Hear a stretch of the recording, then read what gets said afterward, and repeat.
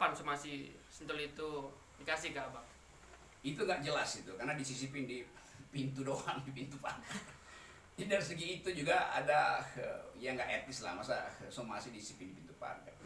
Yang pertama dititipin ke orang gitu. Jadi kan mesti ada surat terima. Bahkan saya bisa bilang saya nggak pernah disomasi, nggak pernah surat terima. Ya, oke, kita abaikan lah soal teknis. Ya kira sebulan lalu. Sebulan lalu. Yoi. Berapa kali yang abang terima suratnya itu? Satu kali dikirimin lewat orang, jadi cuman ketemu di warung mana sama pembantu saya dititipin. Yang kedua kali disisipin di pagar depan. Oke, jadi nggak terima secara langsung gitu, Bang? Enggak. Dan nggak ada tanda terima tuh. Jadi dua kali itu, yang ketiga nggak, saya nggak terima. Jadi nggak ada. Nah, semenjak terima somasi itu, lalu apa yang dilakukan oleh Bang Rocky? Langsung menghubungi Pak Haris atau soal masalah untuk seperti apa? Saya hubungi Pak Haris karena saya paham ini bukan sekedar soal hukum, tapi ada soal HAM itu. Jadi saya cari lawyer, bukan kan Haris dan saya, karena lawyer yang paham kaitan antara hukum dan HAM. Karena lebih banyak soal hak asasi manusia sebetulnya. Kenapa? Karena konteks political, ekonomi atau legal policy kita itu selalu di belakangnya ada soal hak asasi manusia. Karena tanah itu dari zaman Orde Baru itu isinya adalah soal hak asasi manusia. Kan dari zaman Orde Baru saya ikut seluruh pergerakan tanah itu, mulai Badega, Cibodas itu, dan dulu kita bikin tanah untuk rakyat tuh, ada poster di mana-mana. Jadi saya bertahun-tahun tahu soal tanah ini, soal politik pertanahan itu, dan itu cara paling bagus untuk membongkar ketidakadilan adalah dengan mempersoalkan mafia tanah ini nih, yang kerjasama antara pejabat dan pengusaha, lalu gusur seenaknya. Padahal tanah itu selalu punya fungsi sosial. Jadi kalau ada seseorang klaim saya punya sertifikat, iya berapa ratus ribu hektar, itu artinya dia melawan prinsip fungsi sosial tanah, karena dia nggak boleh kuasai tanah sebesar itu.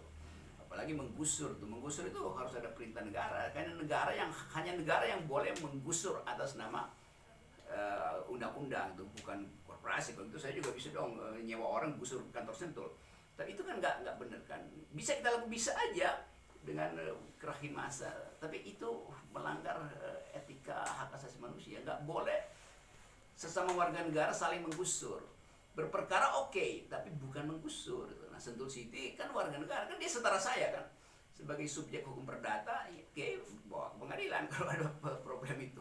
Apalagi kalau soal hak asasi manusia di belakangnya ada sejarah panjang pelanggaran HAM dari Sentul itu, yang udah di mana-mana beritanya, akhirnya terbongkar, bukan terbongkar sebetulnya, terungkap hari ini atau hari-hari kemarin, karena Haris Azhar mengerti soal-soal itu, hubungan antara hukum dan politik, sebagai orang yang bertahun-tahun malang melintang di soal itu, sambil dia mengulas hukum dan politik, sambil dia bercanda-bercanda sambil mencendol. Nah, itulah keunikan Haris Azhar.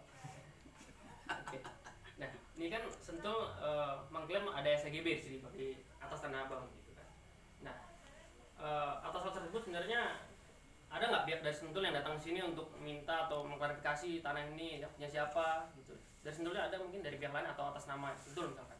Ya, tahun pertama justru saya berinisiatif nunggu, yang jangan memang ini tanah orang gitu. Ya. 15 tahun nggak ada yang datang ke sini. Saya setiap kali saya agak lama nggak ke sini, mungkin 2 minggu, saya lihat apakah orang yang tanam plakat gitu kan, supaya saya hormati, berarti saya melanggar gitu. Setelah nggak ada, saya pagari kan. Jadi artinya kalau ada yang taruh plakat di situ tanah milik, maka saya nggak akan bikin transaksi, saya nggak bisa. Nah, sekarang baru saya lihat ada ditaruh plang bahwa ini punya dia tuh. Kapan itu? Ya 12 jam lalu. Saya pikir dari 2009. Itu kan dungunya kan di situ.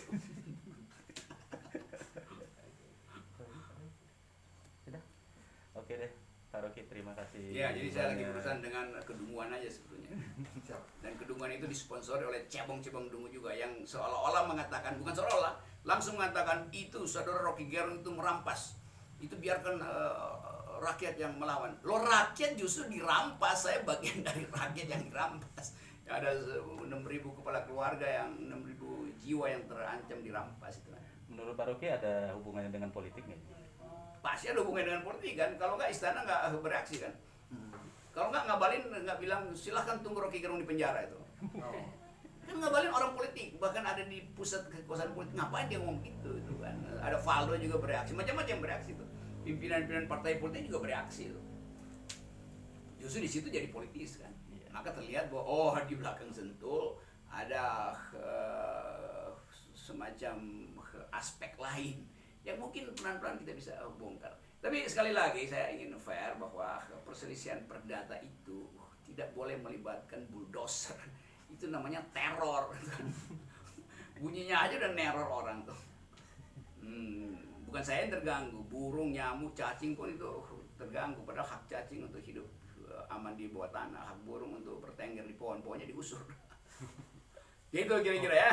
Iya sih. Bang, ditinggal di sini sejak kapan, Bang?